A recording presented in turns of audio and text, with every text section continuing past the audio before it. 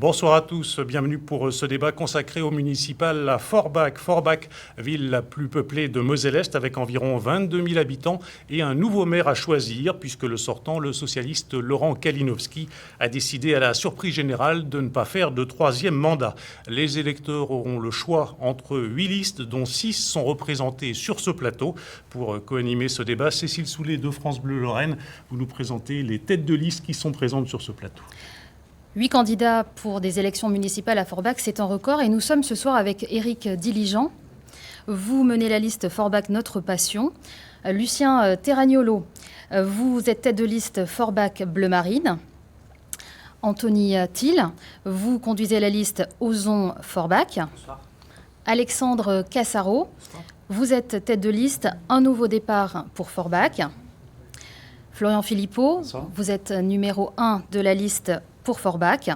Et Thierry Homberg, bonsoir. Vous menez la liste avec vous pour Forbach. Et puis j'ajoute qu'en fin d'émission, vous pourrez entendre les 2 autres listes qui se présentent devant les électeurs à Forbach. Christian Perron pour Forbach Avenir et Aziz Bendawadji pour la liste Nous sommes Forbach. Lucien Terragnolo, le tirage au sort vous a désigné pour démarrer cette émission. Est-ce que vous pouvez rapidement nous présenter votre liste et le point le plus important que vous souhaitez mettre en avant ? La liste est composée de personnes qui ont décidé de s'investir compte tenu de l'évolution qui émerge depuis plusieurs mois dans le pays. Une population qui se sent abandonnée et qui a décidé de prendre son sort en main en venant s'inscrire sur la liste Rassemblement national.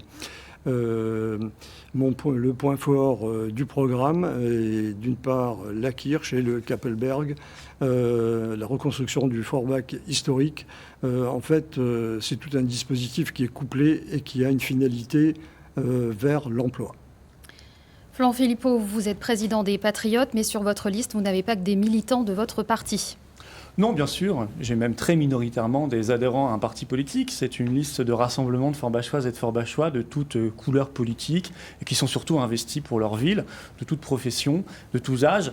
Et nous avons une ambition très simple et très concrète pour Forbach, parce que nous estimons que notre ville mérite bien mieux. Et donc, c'est rétablir la sécurité, lutter contre les incivilités, faire en sorte que Forbach ne soit plus le lieu où tous les migrants arrivent. C'est de redynamiser notre ville et ses commerces, et faire qu'il y ait davantage d'animation, que ce soit une ville vraiment vivante et qui attire. Et puis évidemment, faire en sorte qu'elle soit propre, qu'elle soit, qu'on mette fin à ce qu'on voit, des décharges sauvages qui se multiplient, des choses comme cela. C'est cela, je crois, l'action d'un maire et d'une équipe municipale. C'est vraiment celle que je veux entreprendre avec mon équipe, qui est une équipe de gens qui, avant tout, sont amoureux de leur ville. Thierry Homberg, présentez-nous votre liste. Quelle est votre ambition pour Forbach ? Tout d'abord, je voudrais rappeler que j'aime Forbach, j'imagine comme les autres candidats, et je la sers depuis 12 ans, cette ville à présent. Alors, ma liste est effectivement composée de personnes de tous horizons politiques, une liste de la diversité forbachoise, une liste aussi qui a pour ambition de remettre le citoyen au cœur de l'activité municipale.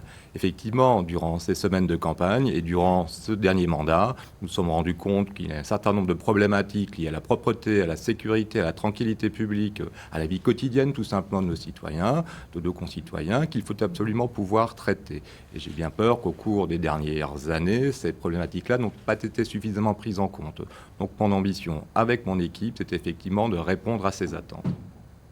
Anthony Thiel, vous êtes l'ancien directeur de cabinet du maire sortant, Laurent Kalinowski. Qu'est-ce qui vous a amené à conduire une liste pour Forbach ? Alors j'ai été amené à conduire une liste pour Forbach parce que certains n'ont pas voulu assumer les 12 années de bilan. Et mon équipe est donc composée d'une partie d'élus qui ont souhaité repartir, qui ont souhaité poursuivre l'aventure avec un certain nombre de réflexions déjà engagées pour la redynamisation de Forbach, pour développer l'environnement, le développement durable et pour travailler sur la participation citoyenne. Elle est aussi composée d'autres citoyens, d'autres Forbachois qui ont cru à notre projet, à notre vision des choses et qui à ce moment-là ont souhaité me rejoindre. Éric Diligent, donc même question. Est-ce que vous pouvez nous présenter votre liste et nous dire le projet que vous voyez le plus important pour Forbach dans cette campagne ? Alors, effectivement, j'ai souhaité constituer une liste composée de personnes de tous horizons, de toutes origines professionnelles, effectivement, un peu comme d'autres concurrents, une liste de gens passionnés de Forbach, de gens qui aiment leur ville, de gens qui sont tristes à l'idée de voir notre ville décliner inlassablement. Et donc, on en est arrivé à un programme qui intègre énormément de choses, mais on va dire l'axe central se situe autour de la sécurité et de la lutte contre la migration économique, l'urbanisme où il faudra revoir l'ensemble des routes qui sont dans un état lamentable, et donc ça passe ensuite sur le développement économique qui est essentiel pour que notre ville retrouve son attractivité et que le Forbach qui aujourd'hui décline soit un Forbach qui demain remonte. Voilà. Alexandre Cassaro, vous êtes conseiller régional LR et vous avez le soutien dans cette campagne de La République En Marche. Vous vous situez au centre ? Alors, déjà, en tant que conseiller régional, effectivement, j'ai pu apporter du positif à notre ville sur les transports, les dessertes de trains régionaux, sur la modernisation des lycées, sur le développement économique, sur la santé, mais ce n'est pas suffisant. Parce qu'aujourd'hui, le mandat qui est crucial pour changer une ville, c'est le mandat de maire. Et c'est la raison pour laquelle, avec mon équipe, nous sommes candidats à cette élection municipale. Et ce que j'ai souhaité, c'est avoir une équipe de rassemblement. Déjà, rassemblement de la population forbachoise, puisque j'ai une équipe qui est représentative de la diversité forbachoise, avec tous les quartiers, toutes les générations, toutes les sensibilités politiques républicaines. Et puis, ce que j'ai souhaité faire, c'est le rassemblement du centre et de la droite. Et c'est rassemblé que nous réussirons à gagner cette élection. Et c'est rassemblé que demain, nous pourrons relever un certain nombre d'enjeux pour Forbach, et nos priorités sont au nombre de 3. L'emploi, qui doit être la mère de toutes les batailles, la réussite éducative et le cadre de vie des habitants. Florian Philippot, j'ai une question que beaucoup de personnes se posent. Qu'est-ce qui vous attire systématiquement à Forbach ? Si vous voulez, moi je suis un Forbachois à l'option. J'y suis maintenant depuis près de 10 ans. J'aime pas faire un travail à moitié, si vous voulez. J'avais été candidat il y a 6 ans. Je le suis cette fois-ci. On avait fait une belle campagne, mais je pense que cette fois-ci, on a pu vraiment travailler beaucoup plus localement, sérieusement peut-être, des problématiques très locales. Et moi, je n'ai pas envie de voir notre ville décliner. Je n'ai pas envie qu'on la conjugue toujours au passé quand on en parle, en parlant d'un glorieux passé qui a été le cas, mais j'ai envie qu'il y ait aussi un glorieux avenir et je suis persuadé que c'est possible. Alors ça passe par des choses toutes simples, mais qui sont du ressort d'un maire et d'une équipe municipale. Il n'est pas normal que certains se baladent ou n'osent plus justement le faire dans notre ville parce qu'ils ont la peur au ventre. Il n'est pas normal que des commerçants ou des entreprises hésitent à venir s'installer chez nous parce qu'ils ne savent pas s'il y aura des perspectives de développement ou si même, effectivement, l'état des routes ou des problématiques aussi simples que celles-ci leur permettront de se développer correctement. Il n'est pas normal que nous ayons de plus en plus de décharges sauvages qui se multiplient dans notre ville. Et pour cela, notamment, la nouvelle taxation des ordures ménagères qui existe depuis le début janvier, on va en parler, et à mon avis, a un effet pervers. Elle pousse à ces décharges sauvages. Alors on doit faire des choses extrêmement concrètes sur le doublement de la police municipale que je propose, sur mettre fin au fait, et ça il faudra entamer le bras de fer avec l'État, et je crois être le mieux placé pour le faire, étant peut-être le seul à avoir une aura nationale pour pouvoir le faire le bras de fer avec l'État pour avoir le départ des migrants, pour avoir l'installation dans notre ville d'emplois, d'entreprises. C'est cela, c'est-à-dire un maire qui se bouge. Voilà, je trouve qu'on s'est endormi depuis 12 ans. Il faut se bouger, il faut aller chercher les médecins, les professionnels, les emplois avec les dents, un par un, mais il faut le faire. Et j'ai vraiment l'ambition de le faire avec mon équipe. Merci, M. Philippot. Lucien Terragnolo, je voulais savoir quelle était la différence entre votre liste et celle de Florian Philippot. Écoutez, on a un peu de mal à voir quand on regarde de près. Notre mouvement a une marque de fabrique, la sécurité. Alors, je vais en parler tout de même un petit peu rapidement. Lorsque je regarde les programmes des autres listes, doublement de la police, brigade canine. Autrefois, nous avions même une proposition de brigade chevaline. Tout ceci est du folklore. Le doublement des effectifs, ça a tout de même un coût. Je ne crois pas qu'on puisse garantir la stabilité des impôts en faisant de la surenchère ainsi, en rajoutant des effectifs de police. Moi, ce qui m'intéresse, c'est effectivement de voir déjà comment elle travaille. J'ai pu observer des choses. Je pense qu'on peut l'améliorer sur le terrain sans nécessairement augmenter les effectifs. déjà dans le mode opératoire à voir. On a aussi parlé d'armement dans certaines listes. Bon, ça c'est un point quand même à évaluer d'une part, et d'autre part à discuter avec les intéressés, parce que ce n'est pas un sujet léger. Bon, les décharges sauvages, effectivement, qui se multiplient. Enfin, en tout cas, on braque le focus là-dessus en ce moment parce que on a modifié, enfin, le CIDEM a modifié la tarification de ramassage des ordures ménagères. Enfin, on pourra même en parler tout à l'heure si on a un volet écologique. Rapidement. Bon, ensuite, on entendra peut-être la suite de vos propositions tout à l'heure, Monsieur Terragnolo. On voulait poser une question à Thierry Homberg. Est-ce que vous ne regrettez pas de ne pas avoir fait une liste commune à gauche? Écoutez, je m'étais proposé comme candidat de rassemblement, effectivement, à toutes les forces de gauche. Malheureusement, certaines n'ont pas souhaité me suivre. Je pensais avoir la légitimité, en tant que premier adjoint au maire, de pouvoir porter cette liste, effectivement, qui s'appuie sur une partie du bilan, qui je revendique et qui est effectivement positif, mais une partie de ces projets à venir, absolument nécessaire, que ce soit l'ANRU, l'Action Cœur de Ville, mais à l'intérieur de ces projets se trouve un certain nombre d'éléments. Je pense à la halle du Cœur de Ville, je pense effectivement à la ferme urbaine, qui pour moi ne sont absolument pas des priorités. Il faut pouvoir réorienter les moyens qui sont destinés à ces projets-là vers la vie quotidienne de nos concitoyens. Et c'est effectivement sur ça qu'ils attendent le prochain maire. Alexandre Cassaro, je voudrais que vous clarifiez votre positionnement politique. Donc, vous êtes conseiller régional Les Républicains. Pour ces municipales, vous vous présentez donc avec l'étiquette Union du Centre, soutenue par La République En Marche. Quand on vote pour vous, on vote pour qui en définitive? On vote pour un nouveau départ pour Forbach. En fait, lorsque j'ai constitué mon équipe, dans un premier temps, ce que j'ai souhaité, c'est constituer une équipe de compétences.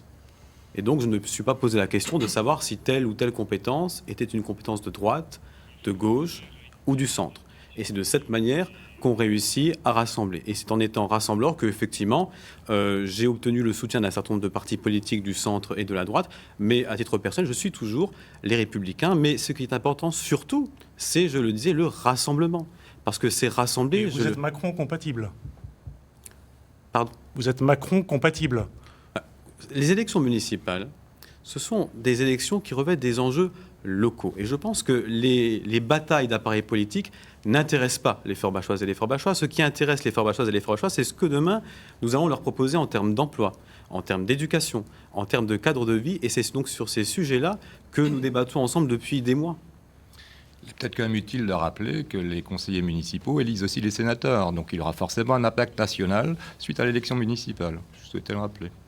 Anthony Thill, pourquoi avoir décidé finalement de lancer votre candidature malgré celle du premier adjoint Thierry Homberg? J'ai lancé ma candidature à la demande d'un certain nombre d'élus de la majorité qui ont souhaité trouver un candidat qui assume pleinement le bilan, avec ce qui a été positif, avec ce qui peut aussi être amélioré. Et j'ai été démarché dans ce cadre-là, et c'est dans ce cadre-là que je me suis engagé et que j'ai réfléchi à cette candidature. Mon équipe, elle est composée de citoyens, de Forbachoises et de Forbachois qui ont avant tout la compétence de l'engagement et qui ont la compétence citoyenne. Ce ne sont pas des professionnels de la politique, ce ne sont pas des professionnels de la vie municipale, mais ce sont des gens qui ont envie de s'engager pour leur ville et qui ont envie de la faire progresser. Voilà comment est-ce que j'ai composé ma liste, voilà ce qui a été déterminant pour composer cette liste. Et aujourd'hui, nous assumons pleinement ce bilan. Nous portons un certain nombre de projets qui ont été réfléchis, qui ont été étudiés, qui ont été accompagnés par l'État, par les partenaires, par les institutions, par la région, par le département et par un certain nombre de collectivités qui, effectivement, nous ont aidés à réfléchir, à imaginer une trajectoire pour Forbach. Et aujourd'hui, c'est ce que je porte avec Osons Forbach. Donc je vous propose maintenant de passer à d'autres thèmes qui concernent donc l'attractivité de Forbach avec vous, Cécile.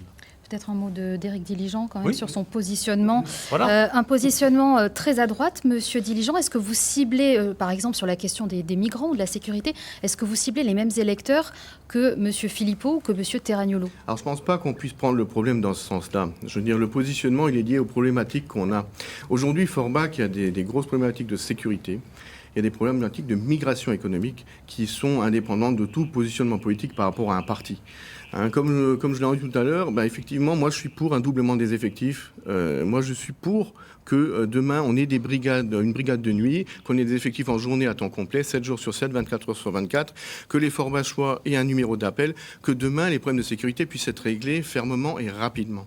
Et ça c'est déjà très important parce que les Forbachois, la première des libertés, c'est la sécurité. Et moi je veux leur garantir. Ensuite, sur le problème de la migration économique, il faut savoir que Forbach est quand même devenu une ville d'accueil d'énormément de personnes. Alors comme je dis toujours, les réfugiés de guerre, oui, bien sûr, on accueille, c'est logique. Mais des personnes qui viennent pour des différences de niveau social ou d'aide sociale, qui viennent d'Albanie, du Kosovo, de Géorgie, où il n'y a aucun conflit aujourd'hui, où aujourd'hui on se demande juste qu'est-ce qu'ils viennent chercher à part des aides sociales. On a eu de l'immigration de travail en son temps, effectivement, mais ce n'est pas du tout le même type d'immigration qu'on a aujourd'hui. Et moi, je suis fermement décidé sur ces sujets-là à apporter une réponse ferme et définitive pour que les Forbachois, demain, vivent mieux au quotidien, effectivement. Et donc, voilà.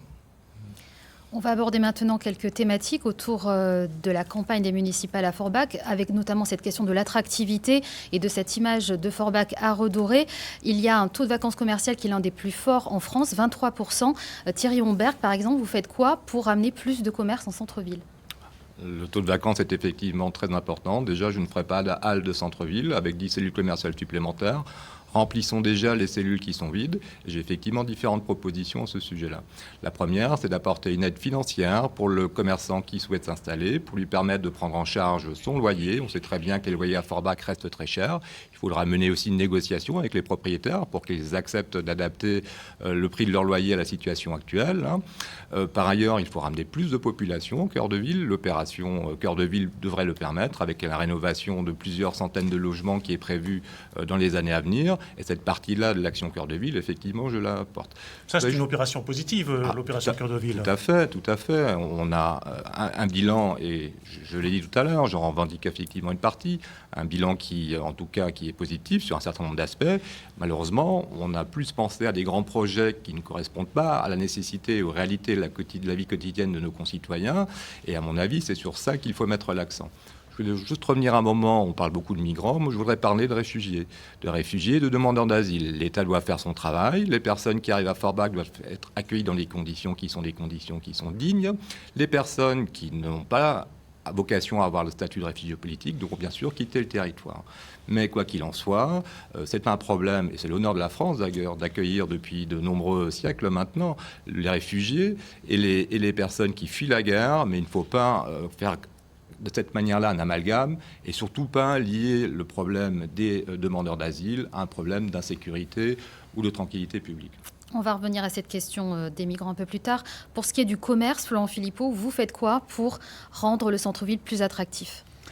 On a plusieurs idées très concrètes dans le projet. D'abord, nous, on souhaite la piétonisation totale de la rue nationale tous les samedis après-midi et tout le mois de décembre. Vous voyez, il n'y a pas assez d'animation. Moi, j'aimerais qu'il y ait un vrai marché de Noël, par exemple, dans notre ville. Pas 7-8, et je félicite ceux qui tiennent ces chalets, mais pas 7-8 chalets dispersés, battus par le vent.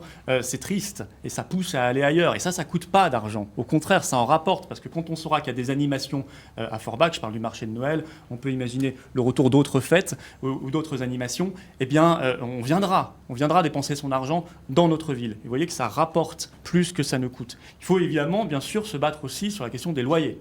Ils sont beaucoup trop chers dans notre ville. Tout le monde le dit. Les loyers sont trop chers à Forbach, donc il va falloir à un moment mettre tout le monde autour d'une table et dire voilà, on va trouver des solutions avec les propriétaires parce que on n'est pas une ville qui peut se permettre de tels loyers, en particulier pour les cellules commerciales, mais pas simplement, pour les habitants en général. Et moi, j'ai envie aussi de mettre en place de développer un système de livraison à domicile pour nos personnes âgées, pour les personnes en situation de handicap. C'est pas toujours facile, il n'y a pas vraiment cette offre à Forbach. Donc il faut, et ça c'est je crois le rôle d'une mairie, développer la livraison à domicile, faire que quel que soit le quartier où on habite dans la ville, on ne se sente pas à l'écart d'un commerce d'alimentation ou en difficulté pour pouvoir se nourrir ou faire ses courses à Forbach et être obligé d'aller ailleurs ou de se faire livrer sur Internet par d'autres biais. Voilà ce qu'on propose. Vous parliez des loyers qui étaient élevés. Monsieur Diligent, vous pensez quoi, vous ? Qu'est-ce qu'on peut faire pour justement limiter le prix des loyers ? Moi, ça fait 6 ans que je porte dans l'opposition la même proposition qui a systématiquement été rejetée. Ça a marché dans d'autres communes. En fait, vous prenez une société d'économie mixte et vous mettez un peu d'argent dedans. Et on peut le prendre à l'agglo. Moi, mon programme est chiffré, contrairement à celui de certains. Et donc, vous prenez qui en disant ça? Moi, je dis que moi, j'ai chiffré le mien. Après, chacun saura s'il a chiffré le sien ou pas. Vous parlez de certains, vous visez les gens. Je dirais que la plupart de mes concurrents, j'ai pas vu de chiffrage. Moi, j'ai essayé de chiffrer le plus possible les différentes mesures. J'étais adjoint aux finances durant 6 ans. Oui, le budget de la ville, je le connais. Oui, mais j'ai pas dit que vous connaissez pas le budget. Je vous dis que c'est pas chiffré.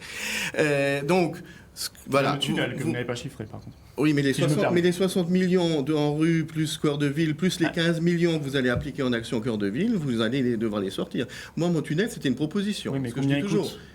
J'ai toujours dit que c'était... Moi, je la partage pas, mais c'est un débat. Moi, je partage pas cette proposition de tunnel. Mais combien Revenons alors au loyer. Vous faites quoi pour les loyers avec votre...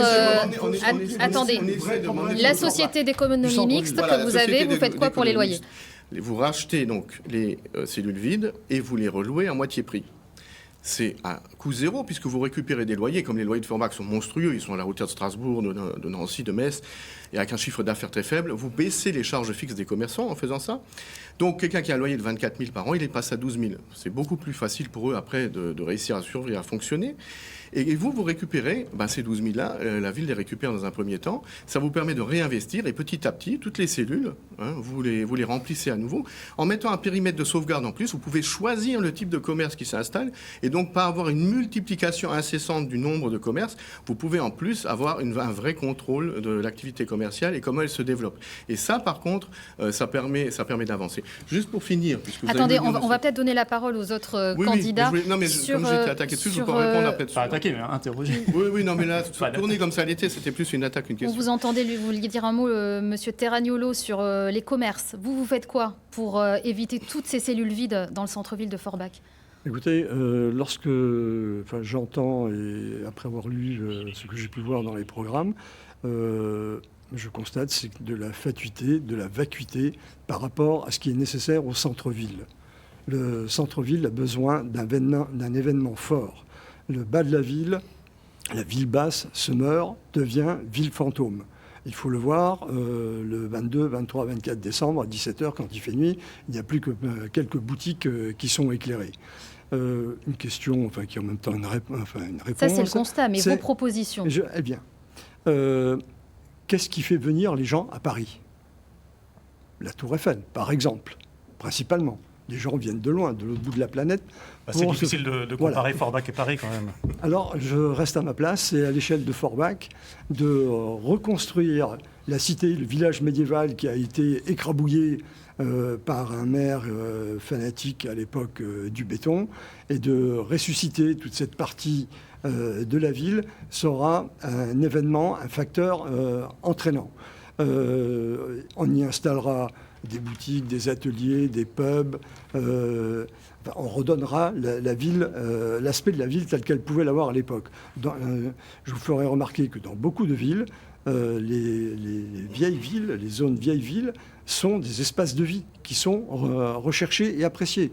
On prend l'exemple de Sarrebruck, qui a été réhabilité, mais également reconstruit. Donc, ce n'est pas une utopie. Et si vous allez, par exemple, le 24 décembre, ce que j'ai fait à Sarrebruck, à la vieille ville, à partir de 10h, mais vous avez une foule, c'est une fourmière. Vous arrivez du mal à vous frayer un chemin, et je n'exagère pas. Donc, cette attractivité doit bénéficier à l'ensemble de la basse ville et irradier le reste de la ville. Merci. Anthony Thill, vous étiez aux affaires en tant que directeur de cabinet. Vous avez lancé des travaux sur l'avenue Saint-Rémy. C'est pour essayer de redynamiser le centre-ville ? Tout à fait. Alors, par rapport au commerce, notre intervention elle se situe à différents niveaux. Mais il faut d'abord rappeler quelque chose. Aujourd'hui, le commerce ne fonctionne pas parce qu'il y a eu un défaut d'investissement dans les cellules commerciales et dans les bâtiments pendant un certain nombre d'années. Et donc tout l'enjeu, ça va de pouvoir accompagner les propriétaires à la rénovation de ce patrimoine. Lorsque vous êtes sur la rue nationale, vous avez toute la problématique de la cellule commerciale au rez-de-chaussée, des logements qui sont au-dessus. Donc soit vous louez la cellule commerciale, mais vous n'avez pas accès au logement, soit inversement. Donc toute la problématique ici, c'est d'accompagner les propriétaires dans la rénovation, dans l'adaptation de ce patrimoine. D'un autre côté, il ne faut pas résumer l'attractivité d'une ville à son commerce. L'attractivité a de nombreuses facettes. L'attractivité des logements. Nous avons lancé avec la communauté d'agglomération une opération programmée d'amélioration de l'habitat. L'objectif en centre-ville, rénover 50 logements par an, avec des financements de l'ANA, avec des financements de l'agglomération et de la ville. L'objectif, c'est aussi travailler sur l'avenue Saint-Rémy. Aujourd'hui, c'est une autoroute urbaine. Qu'est-ce que nous souhaitons faire? Nous souhaitons apaiser cette artère. C'est l'entrée de ville. Réduire ici cette avenue à 2 fois une voie, ça permet d'apaiser la circulation, de réduire le nombre de voitures. Aujourd'hui, 12 000 voitures passent par jour, mais seulement 3 000 à 4 000 s'arrêtent en cœur de ville.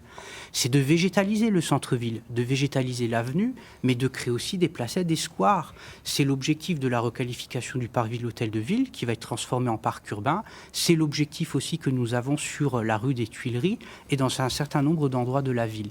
Verdir pour rendre le centre-ville plus agréable. Mais on a envie de vous demander pourquoi vous ne l'avez pas fait pendant 6 ans. Mais tout simplement parce qu'il a déjà fallu régler une situation financière pendant une dizaine d'années. Je rappelle que la dette de la ville était de 52 millions d'euros, elle est descendue à 37 millions d'euros. Et ensuite, tout simplement parce qu'aujourd'hui, nous avons l'accompagnement d'Action Cœur de Ville, et c'est un programme qui est mis en place par le président de la République. Avant, ça n'était pas l'heure, et après, ça ne sera plus l'heure. Donc, on a aujourd'hui une fenêtre de tir de 3 à 4 ans pour engager un certain nombre de projets. Et c'est pour ça que nous avons mis en place un certain nombre de projets, comme l'avenue Saint-Rémy, la halle des marchés. Pour moi, c'est un sujet absolument essentiel, d'avoir un outil qui permet de valoriser les circuits courts, de valoriser la production locale, un outil qui permet de faire venir de la clientèle allemande. Aujourd'hui, c'est un outil d'attractivité. Je ne comprends pas comment est-ce qu'on peut comparer la halle des marchés aux cellules vacantes du centre-ville. Ça n'a rien à voir. Merci, Monsieur Thiel. Monsieur Cassaro, vous faites quoi pour ramener du commerce en centre-ville? 23% de taux de vacances commerciales, un des plus forts de France. Vous l'avez rappelé, le gouvernement a mis en place l'Action Cœur de Ville, et donc c'est vrai que c'est une occasion historique pour Forbach pour redynamiser son centre-ville. Et donc ce qu'il faut à présent, c'est pouvoir donner une nouvelle identité à ce centre-ville. Et donc nous, ce que nous proposons, c'est de mettre la priorité sur la rue nationale. Et nous proposons de compartimenter la rue nationale en 3 zones. Une première zone, le haut de la ville, qui va du magasin Coccinelle jusqu'à l'église, et qui serait une zone 100% commerçante, avec du commerce de niche, du commerce de différenciation, que vous ne trouvez pas, par exemple, dans les zones. On recrutera un manager de centre-ville à qui on laissera des marges de manœuvre importantes pour attirer de nouveaux commerçants. La deuxième partie de la ville, le milieu de la ville, grosso modo, du restaurant Jean jusqu'à la médiathèque, qui soit consacré à l'artisanat, à la culture et à l'animation. Pourquoi ? Parce que si vous vous arrêtez sur la place Aristide Briand, la place du marché, et que vous regardez un peu autour de vous, à une centaine de mètres, vous avez l'ensemble des acteurs culturels qui sont concentrés. Donc si on crée une synergie entre ces acteurs culturels, le monde associatif et le monde commerçant, on va pouvoir mettre en place un certain nombre d'animations et de festivités. Et c'est important parce que lorsqu'il y a de l'animation et de la festivité en centre-ville, eh bien ça rejaillit positivement sur les artisans et les commerçants aux alentours. Et enfin, le bas de la ville, nous souhaitons en faire un pôle de santé. Ça tombe bien parce qu'en tant que conseiller régional, j'ai accompagné et soutenu une maison de santé qui vient de s'installer. On l'a d'ailleurs inaugurée la semaine dernière. Donc en bas de la ville, il y a pas loin une pharmacie, un laboratoire. Et donc vous voyez, on donne une identité à chaque compartiment de la rue nationale. Et par-dessus tout, il faut aussi que le centre-ville soit davantage touristique, qu'on puisse séduire les Forbachois, mais aussi la population des communes autour et les Sarrois. Et c'est pour cette raison que nous allons créer, en tout cas recréer, un marché des saveurs qui mettent en avant les produits du terroir. Thierry Homberg, vous voulez rajouter quelque chose sur cette thématique des commerces et ensuite on passera de manière plus large sur l'attractivité, mais ça a été évoqué. Je crois que l'attractivité d'une ville ne se mesure pas simplement à son cœur de ville, c'est quelque chose de très important, mais ça se mesure de manière plus large à son développement économique. C'est une compétence de la communauté d'agglomération et la ville de Forbach devra appuyer pour qu'on crée une véritable cellule de développement économique au niveau de la communauté d'agglomération. Par ailleurs, ça se joue aussi sur le facteur santé qui vient d'être évoqué à l'instant. Nous avons la chance d'avoir un hôpital à Forbach, il faut défendre l'hôpital, saluer le travail travail que font effectivement les personnels hospitaliers dans les conditions difficiles que l'on connaît actuellement, permettre effectivement l'arrivée de médecins. On a besoin de généralistes aussi, voire de spécialistes en cœur de ville. Et l'attractivité se joue aussi sur l'aspect culturel. Nous avons des infrastructures culturelles de grande qualité, avec le carreau scène nationale, avec la médiathèque, etc. Et ces éléments-là sont les éléments importants pour l'attractivité d'une ville. Il faut pouvoir les appuyer et les aider aussi. Alors, autre thème qui fait débat à Forbach, c'est la situation des migrants. La municipalité a proposé de les déplacer vers le quartier du Wiesberg, un projet qui est loin de faire l'unanimité. La question est simple. Si vous êtes élu maire, qu'est-ce que vous faites avec cette situation des migrants? Monsieur Diligent. Écoutez, c'est assez simple en fait. Il faut utiliser les pouvoirs du maire. Parce qu'on dit constamment que c'est l'État. Effectivement, l'État décide de nous les attribuer. Ça, c'est vrai. Mais après, il y a des tas d'éléments juridiques sur lesquels on peut jouer. Les pouvoirs, les compétences de police en termes de sécurité et autres du maire.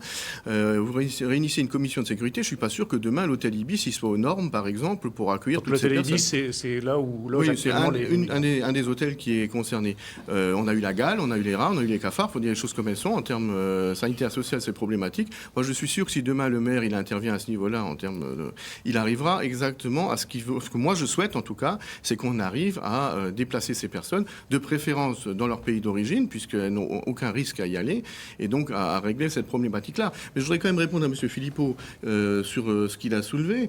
Si vous aviez été plus présent au conseil municipal et que vous ne l'aviez pas quitté, vous auriez vu ce que je disais sur l'avenue Saint-Rémy. La problématique qu'on a aujourd'hui, il faut bien s'en rendre compte, c'est qu'avec le projet Action Cœur de Ville, on va avoir 200... S'il vous plaît, on reste sur la thématique des migrants, parce que le temps passe très vite. 200 places de parking qui vont disparaître, 2 voies de circulation qui vont disparaître, et donc c'est une proposition que j'ai faite sur la voie souterraine, et on en débattra, et si on a les financements, je l'ai dit, il faudra réfléchir à le faire, si on a les financements. Très coûteux. Et pour les migrants, voilà, la question elle est là-dessus, c'est qu'en plus, ce qui serait important aussi, c'est de régler les problèmes de nuisance, parce que dans le quartier, il y a eu des jets de déchets ménagers par les fenêtres, même de l'électroménager parfois.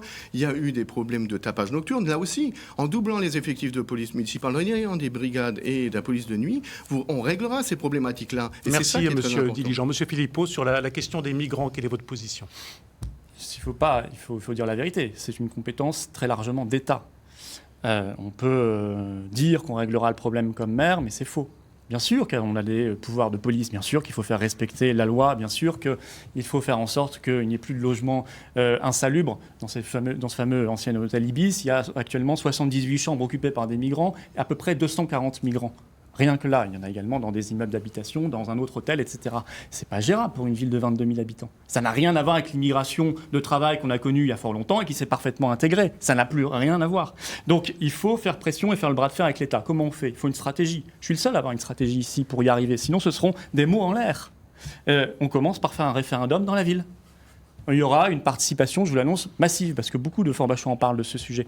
Et je connais à peu près d'avance le résultat. Je suis à peu près certain. Monsieur Teragnolo, référendum, vous êtes... Attendez, je finis ma réponse. Et avec ce référendum, on ira voir le ministre de l'Intérieur et nous ferons pression, comme d'autres villes ont su le faire. Mais c'est vrai qu'il faut se bouger pour cela, parce que sinon on fera des promesses. J'en ai entendu déjà ici, en disant, comme maire, je ferai en sorte qu'il n'y ait plus de migrants, mais c'est faux. Ça ne sera pas tenu comme promesse. Et moi, je ne veux pas qu'on se repose le problème dans 6 ans aggravé. Je veux qu'on le règle la première année. Monsieur Teragnolo, un référendum, c'est une bonne idée ou pas?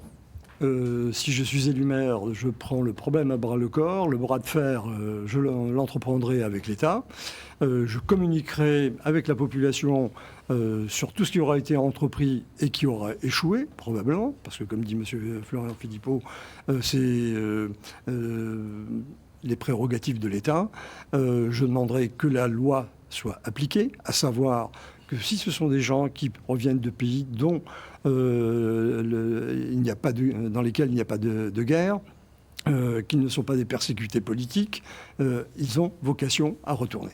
Ensuite, si effectivement la situation ne bouge pas, c'est une solution que je pourrais envisager également. Monsieur Cassaro, sur la situation des migrants à Forbach, quelle est votre position? Il est vrai que ça a été rappelé, c'est avant tout une compétence de l'État. La question des migrants ne relève ni de la commune ni de l'agglomération, mais cela ne veut pas dire qu'il faut rester les bras croisés. Tout d'abord, moi je veille à une valeur qui m'est chère, c'est le respect de l'humain. D'ailleurs, je pense qu'il faut du respect de l'humain parce que les personnes qui sont dans cet hôtel, ce sont quand même des familles avec des enfants en bas âge. Et il faut aussi du respect de l'humain vis-à-vis du voisinage, afin que le voisinage puisse vivre en toute quiétude, en toute tranquillité, sans qu'il y ait autour des nuisances. Donc le problème, effectivement, est complexe, donc il ne peut pas y avoir de solution simpliste. C'est la raison pour laquelle, effectivement, le maire doit prendre cette question à bras-le-corps, de concert avec l'État, mais aussi avec les acteurs sociaux, pour faire en sorte qu'il y ait un meilleur accompagnement, une meilleure prise en charge de ces familles. Monsieur Thiel, donc la situation des migrants, ce n'était plus possible qu'ils restent là où ils sont actuellement? Le sujet est le suivant. Nous avons essayé de trouver une solution alternative puisque l'État n'était pas favorable à un moment donné à repositionner les migrants. Donc nous avons essayé de réfléchir sur le territoire. Nous étions dans une situation de blocage et nous avions essayé de réfléchir à une solution alternative puisque nous avions au Wiesberg 4 tours qui sont dans un état en cours de dégradation. Et l'objectif ici était de travailler avec l'Agence nationale du renouvellement urbain pour avoir un projet de requalification des tours, pour pouvoir accueillir les migrants de l'hôtel Ibis, à condition d'avoir un accompagnement humain et social satisfaisant. Monsieur Nous sommes Ambert, sur cette revenus, question je vais juste terminer. Rapidement. Nous sommes revenus sur cette position, effectivement, parce que nous sommes aussi conscients, et cela nous a été dit à de nombreuses reprises, que les habitants du Wiesberg ne sont pas d'accord. Ce que je veux aussi dire par rapport aux migrants en centre-ville, nous avons déjà affaire à des êtres humains. Et ça, pour moi, c'est quelque chose d'absolument fondamental. Nous avons à la fois travaillé pour essayer d'améliorer le quotidien de ces habitants, et nous avons aussi travaillé pour améliorer le quotidien par rapport au voisinage. Merci, je voudrais qu'on entende M. Ambert sur cette question. J'aurais aimé qu'on le fasse plus et mieux, il a fallu beaucoup pousser, parce qu'effectivement, c'est avant tout un problème d'humanité, un problème de fermeté aussi, parce qu'il faut pouvoir, lorsqu'il y a des dérives dans le comportement de ces personnes, leur rappeler effectivement le respect tout simplement du voisinage, le respect d'un certain nombre de règles liées à la vie en commun, et avant tout, c'est un problème d'humanité. Ça a été rappelé, ce sont des familles, des femmes, des enfants qui sont accueillis souvent dans des conditions très difficiles. Ça ne justifie pas des comportements qui peuvent être déviants, mais il faut le faire avec humanité et fermeté. Et ça a été évoqué, ce n'est pas le maire qui pourra résoudre le problème, mais je crois qu'effectivement, ça se passe au niveau de l'État. Il faut demander à l'État qu'il arrête effectivement d'installer des familles dans une ville qui en accueille déjà beaucoup. Faisons en sorte que ces familles-là soient accueillies dans des conditions dignes. Essayons effectivement de les sortir de ces ghettos dans lesquels ils se trouvent actuellement. Et pour moi, il est hors de question qu'on transporte le problème ailleurs, dans quelque autre quartier que ce soit. Il faut pouvoir le régler de manière générale, mais pas seulement sur la ville de Forbach, je pense sur l'ensemble de l'agglomération. On arrive déjà à la conclusion de ce débat. Je vais vous proposer de conclure à titre individuel et donc de nous dire pourquoi les électeurs doivent voter pour vous dimanche prochain. Monsieur Terragnolo, c'est à vous. Si vous voulez faire ressortir Forbach de son marasme dans lequel il a été plongé, notamment depuis 12 ans, avec des problèmes d'insécurité, des problèmes de mal-vivre, eh bien, choisissez ma liste. Notre programme s'arc-boute sur 2 piliers. Le premier, la Kirche, la monnaie locale, qui doit donner un coup de boost aux affaires dans le périmètre de la ville, et la reconstruction du Forbach historique qui complétera ce dispositif et qui redorera le blason, l'authenticité, l'identité, l'histoire de Forbach. Merci. Éric Diligent, en 30 secondes, vos électeurs, qu'est-ce que vous leur dites? Alors, si les électeurs de Forbach veulent un maire présent et disponible comme je l'ai été pendant 6 ans, un maire qui connaît les dossiers et qui s'est battu pour eux au conseil municipal, qui sera un maire VRP bilingue, qui ira chercher les entreprises, qui se battra sur la sécurité, sur la migration économique, qui refera de Forbach le cœur de la Moselle-Est, qui sera à leur côté, qui les recevra et qui connaît les problématiques qu'on a tant en termes de désertification médicale qu'en termes de développement économique avec les entreprises qu'il faudra aider à s'installer, et bien qui vote pour quelqu'un qui était toujours à leur côté pendant les 6 années qui viennent de passer. Voilà. Alexandre Cassaro, c'est l'heure de votre conclusion. Si je suis élu maire, je serai un maire proche, à l'écoute. D'ailleurs, je tiendrai des permanences chaque mois dans chaque quartier de la ville. Je serai aussi un maire qui sera soucieux de la gestion financière de la ville, soucieux donc des deniers publics. Et je m'engage à ne pas augmenter la dette, à ne pas augmenter les impôts. Et surtout, je serai soucieux de faire de Forbach une ville d'avenir en travaillant sur l'emploi, préparer notamment notre jeunesse et nos entreprises aux défis de demain. Je mettrai un point d'honneur sur la réussite éducative dès la petite enfance, mais aussi les écoliers, les adolescents et les jeunes adultes. Et puis je travaillerai de manière très prégnante sur le cadre de vie, sur la sécurité, sur la propreté et puis sur l'ensemble des problématiques des Forbachois. Merci. Anthony Thiel, votre message dans ce débat ? J'ai eu l'honneur de servir Forbach pendant 7 ans. J'ai pu en apprendre les sujets, les enjeux et toutes les potentialités. Forbach est une ville à laquelle je crois sincèrement. Avec Osons Forbach, nous vous proposons un projet ambitieux, un projet audacieux, un projet qui est réaliste et réalisable. C'est un projet auquel vous avez contribué aussi ces dernières années puisque nous l'avons construit ensemble dans le cadre de concertation. Je vous invite à nous faire confiance parce que nous savons d'où nous venons et nous savons où nous souhaitons aller. Florian Philippot, une conclusion en 30 secondes. Oui, si je suis élu maire, avec mon équipe, je me battrai pour que les Forbachois vivent en sécurité, tout simplement. Qu'on retrouve de l'emploi, qu'on retrouve du commerce, qu'on anime la ville, qu'on la nettoie, qu'elle soit propre, avec des routes haut niveau, qu'on y plante, j'ai dit 2000 arbres sur le mandat. Et je prends tellement ces engagements. Dès demain, je suis invité à Matignon à voir le ministre de la Santé et le Premier ministre sur la crise du coronavirus. J'irai, je vais lui parler de la situation de l'hôpital chez nous. Pourquoi on ne trouve pas également du gel hydroalcoolique ? Pourquoi, dans cette crise actuelle, et pourquoi c'est si difficile de trouver des médecins et des spécialistes qui viennent s'établir dans notre ville qui devient un désert médical. Vous voyez, je défendrai Forbach à tous les niveaux. Merci, monsieur Philippot-Tirenberg, en 30 secondes. Écoutez, moi, ce que je souhaite avec mon équipe, c'est de remettre les Forbachois au cœur de l'action municipale. La démocratie participative a été mise en place, mais je crois de manière plutôt formelle. Elle n'a pas réellement vécu durant toutes ces années au niveau de Forbach. Et ça, il faut absolument le changer. J'étais un élu qui a été présent auprès de mes concitoyens. J'ai assuré des permanences tous les samedis matins. Je continuerai à les assurer.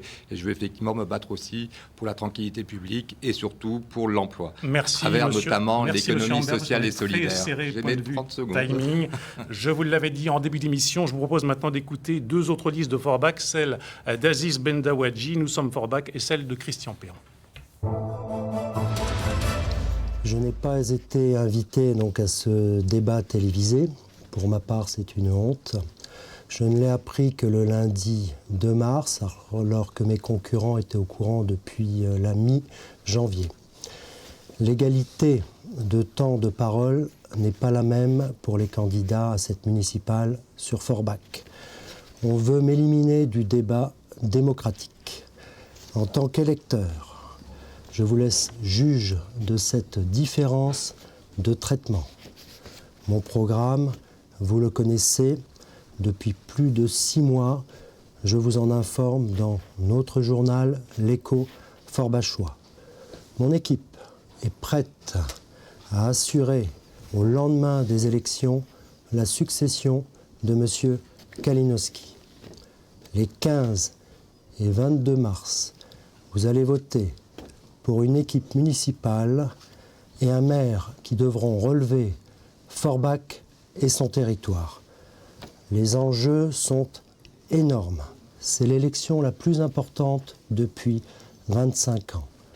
De plus, le coronavirus s'invite à nos portes et bientôt, nous devrons faire face à cette épidémie.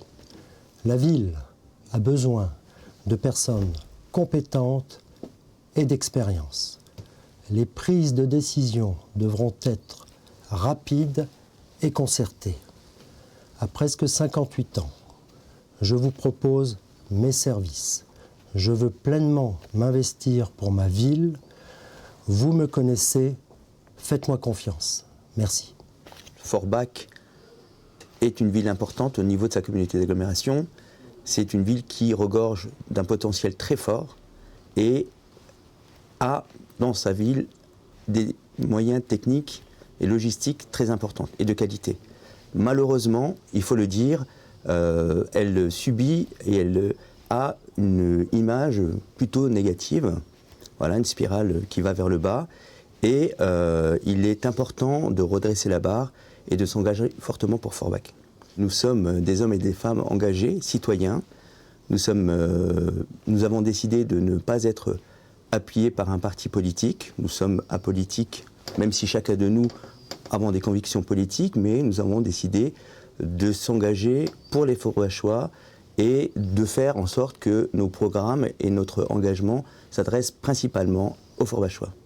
La première des choses, c'est changer l'image de Forbach. C'est très important.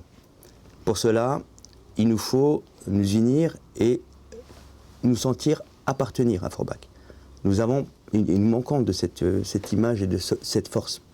Et la première des choses que le maire devra faire, c'est de mettre en place un projet, un cap fort, où chacun des Forbachois pourra s'identifier fortement.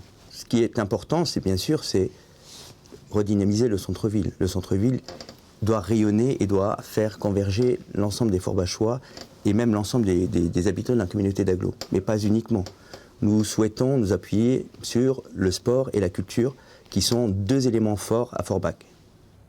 Merci à tous d'avoir participé à ce débat des municipales à Forbach, un débat à revoir sur le site internet de France 3 Lorraine et à réécouter bien sûr à la radio. Merci à vous Cécile Soulet. Donc vous pourrez réentendre des extraits de ce débat sur France Bleu Lorraine. Et puis je vous rappelle évidemment notre grande soirée électorale dimanche à partir de 19h55 sur France 3. Très belle soirée à tous. Et